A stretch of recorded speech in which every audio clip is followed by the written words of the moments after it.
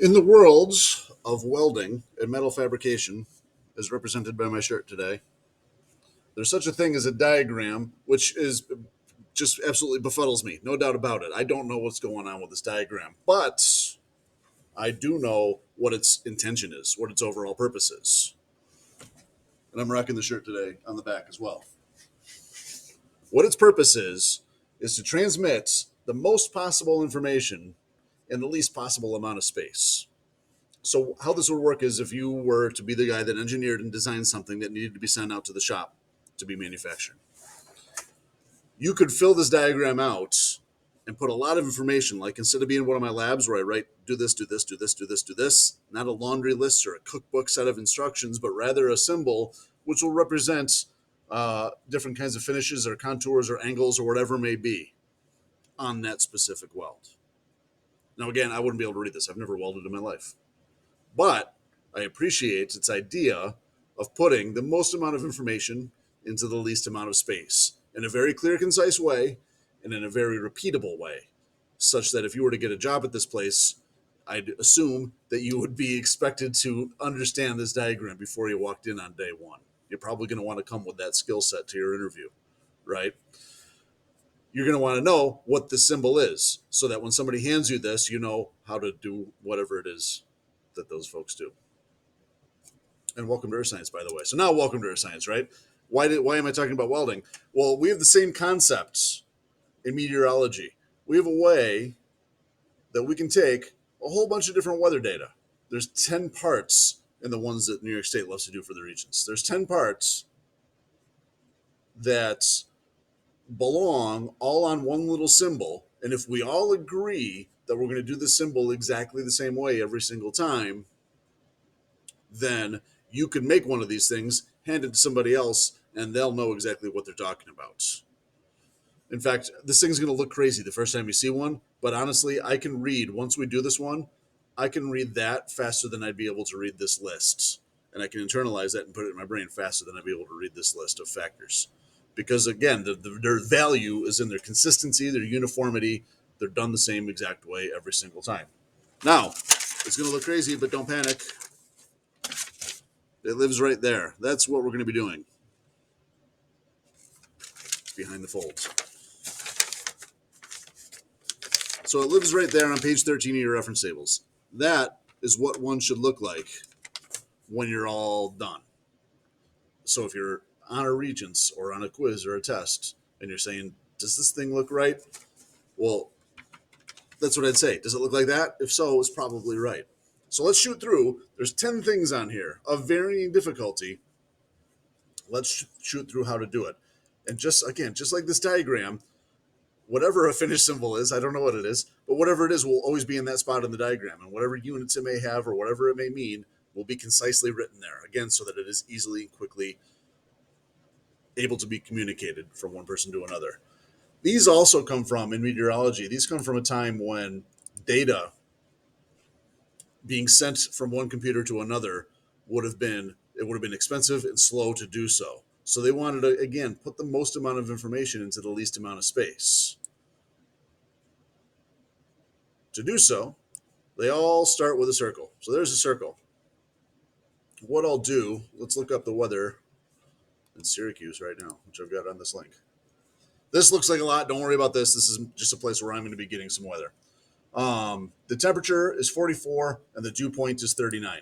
Now, if you want to follow along on page 13 of your reference tables, do so. Or what I'll do on this one is just kind of chuck it all at you, which I know seems maybe a little tricky, but trust me, we'll get there. We always do. So yeah, let's do it.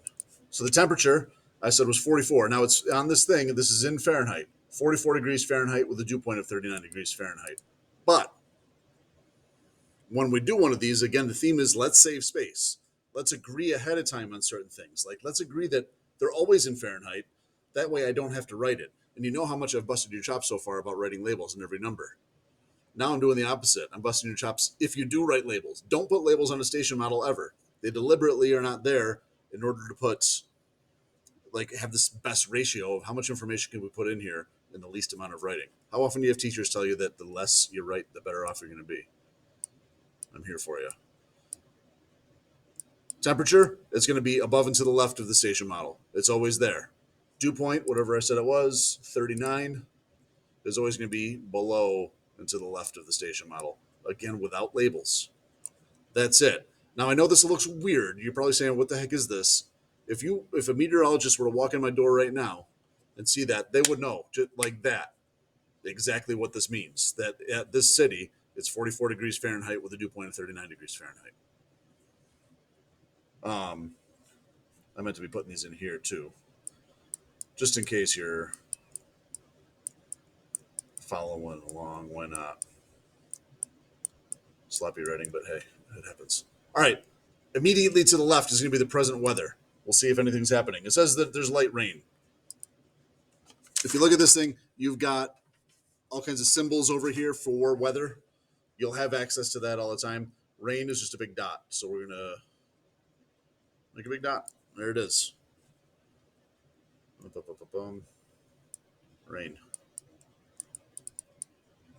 Visibility. Let's see what it is. It is currently 10 miles in Syracuse. Easy peasy. There is a funny thing here that happens. If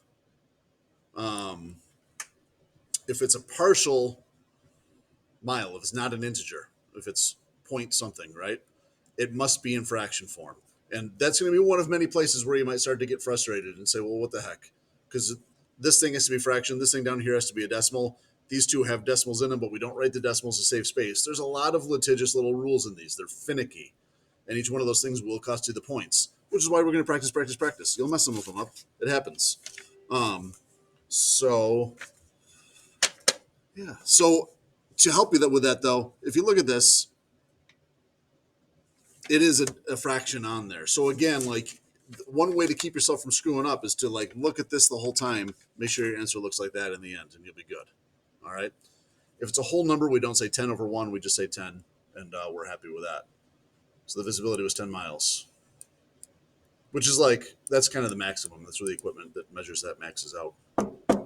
Good. Cloud cover. Let's do that. I believe it's probably overcast. Yes, it's overcast in Syracuse. Now, what we're going to have here for cloud cover, I'm going to come down here for a little bit more space. If you do real-life meteorology, this might get a little bit more complicated. I'm randomly checking these 5, trying to be fast here. If it's 0%, the thing's empty. Easy peasy. 25%, you'll color in 25% of it, but they're very finicky about making sure that it is the top quarter of this thing that is colored in. Another place where, yes, maybe it's overly litigious, but it is what it is. That's how it's got to be. 25 will always be that top quarter. It goes clockwise from the middle, basically. Somebody noticed that today as we were doing them. If it's 50%, it'll be just the right half. And again, when you go to college and take meteorology, this might get harder. There will be one for like every 10%. There will be more symbols you have to do, but we're not going to worry about that. Here in New York, we're just doing the quarters. If it's 75%, maybe you've guessed, it'll look like this, which is actually what the one in the reference table looks like. And all of this will be colored. Okay, color all of it. I'm trying to save time and go fast. If it's 100%, guess what? It's all colored in, as you could probably have guessed. All right. What do you think? Sound good? So in Syracuse today, or in Syracuse right now, it is overcast. So this thing would be fully colored in. And I know sitting here on YouTube watching me color this circle is exactly what you want to be doing. Thanks for sticking with me. All right, that's it. Cloud cover, 100%. Precipitation in the last 6 hours. That's going to go down here to the bottom right. That's going to be what has happened over the last 6 hours. Now, I don't know if we've had enough here to register. There's been a little bit of light rain, but not enough for the instruments to say, here's how much we've had. So it's 0. Now, here we will write a decimal. And again, that's going to be where you're like, what the heck? We can't put a decimal in the other ones. We can't put one here. Yeah, it's kind of how it goes. So precipitation in the last 6 hours, 0 inches. You might have to write, if it just says precipitation, you might have to say 0 inches in the last 6 hours, but we'll worry about that later. These two are the harder ones. So let's actually jump up to 2 other easy ones. Wind direction and wind speed. One thing for wind direction you got to know is your like compass directions. If you don't know that, we're already in tough shape. So if you got to cheat a little bit and write this on the side, most people do okay with north south. I know people do the never eat soggy worm thing. That never worked for me. For some reason, we spell we. I don't know. That made sense to me. Either way, this has got to be in your head. There's no way around it. That's one thing that's oddly not in the reference tables, I don't think. Got to be able to figure that out. From this, we're going to put a wind direction on there as like a stick that comes off of the center circle somewhere. Now, another important thing we got to get down for this, for meteorologists, sailors, pilots, kite enthusiasts, hang gliders, anybody that deals with the wind at all, even though this feels counterintuitive, for anybody that deals with wind at all, you talk about wind based on where it's coming from.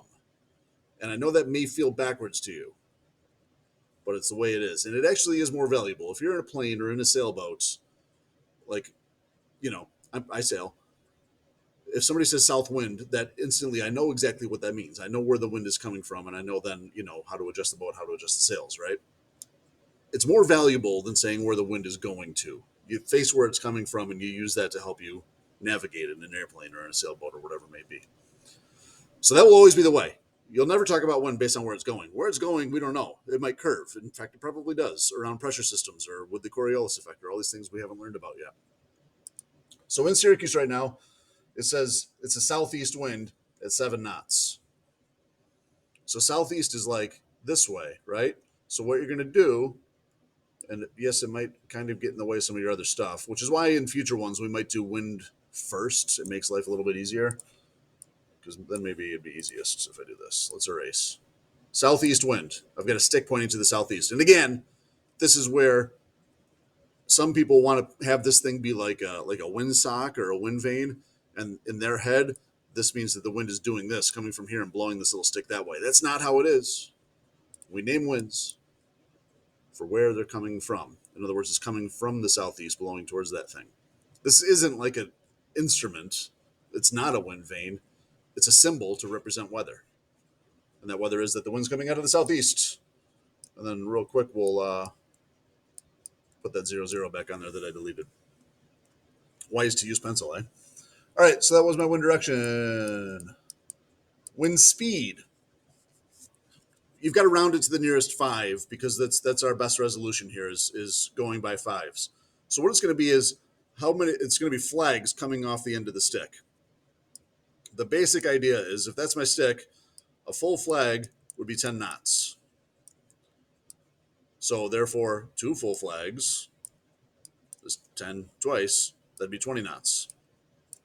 Or you could have a flag and a half. That'd be 15 knots. So it's any combination of 10s and 5s. And if we're getting real data, like Syracuse today said 7, we'll round it to the nearest 5. Which brings up one trick. If it's only 5, what do you do? Because you can't really tell if it's a half a flag unless it's next to a whole flag. So the convention for when it's only 5 is to bring it in a little bit from the end, like that, so that it's clear to everybody that that is a 5-knot breeze. And if you're out there in some serious wind and you get up to 50, 50 is done by like a blackened triangle. But I don't think you ever see that on the regions. That would be 50, and then you could do like 50 with a whole flag, and a half a flag would be like 65. That was a lot, right? Don't worry about a lot of it. It's pretty intuitive. You guys will figure it out. So Syracuse at 7 knots, I'm saying is close enough to 5. We'll put a half a flag, and that's it. One more litigious point, not one more, there's going to be more, but one for this, of many, is that flag has to point clockwise off the end of the stick. So it should be pointing in that direction. And should the stick be over here, it's got to point that way. Should the stick be over here, it's got to point that way. It always points in the clockwise direction off the end of the stick. The regents may let you get away with that one, but I won't. I'm going to be stricter than that. Always clockwise off the end of the stick. So wind speed, again, we're going to call it 5 knots. Excellent. That leaves us with 2. Barometric pressure. What's like the weight of the atmosphere? As the atmosphere gets shoved around by the differing amounts of energy that hit the Earth, like between land and water, or between dark things and light things, or at different angles, it reacts by blowing around and pressure systems build and dissipate. So pressure would be like how much air is like being mushed on top of your town right now. Right now in Syracuse, the weight of the air, inches of mercury and millibars. We talked about converting between these two. We're going to do these in millibars. So right now in Syracuse, it's 1027.5 millibars. I'm going to write that right over here. 1027.5 millibars. Now, that's a lot. And again, we were concerned with saving space and putting as much information into a small amount of space as we can. So here's the convention. And if you start to look ahead into how am I going to take the symbol and turn it back into data, is Mr. F going to make me do that? Yes, I am. But don't worry about looking ahead to that right now. For right now, let's stick to just drawing them. It's the easiest first step. Listen to this little thing, do it, and call it good. All you're going to do is steal the last three digits. Boom, boom, boom. That's it. Nothing else. And don't think about it. Don't get nervous. Digit, digit, digit. Write them down and move on with life. 275. But Mr. F, what if I get one and I got to go back? No, not yet. 275. Move on with life. That's it. Steal the last three digits. All right. Barometric trend of value to meteorologists is that barometer going up? Is the pressure rising or is it going down? Is the pressure dropping? Loosely, not a bulletproof solution, but loosely, if the barometer is going up and we're getting to higher pressure, the weather's probably getting nicer, high and dry. It's going to be clearer and drier. If the pressure is going down, low and lousy, it's going to be getting probably wetter and cloudier. That's not a guarantee, but it's a pretty good rough sketch of how to predict.